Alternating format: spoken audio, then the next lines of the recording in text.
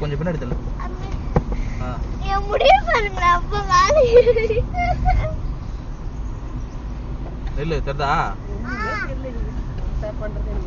யாரு என்ன ஏய் மேல பாரு ஏனா அம்மாடி காட்டியானியா இது வேணாம் தெரியல வளர்ப்பான்ட்டு யார் நஷ்டங்கறாங்க அமைதியா போவோமா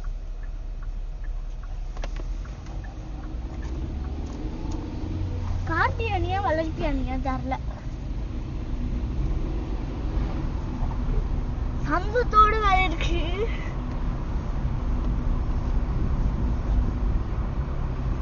ரேக்கா அங்க போன உடனே டக்குன்னு இறங்கி போய் டிக்கெட் எடு நான் வண்டி பார்க் பண்ணிட்டேன் ஓகே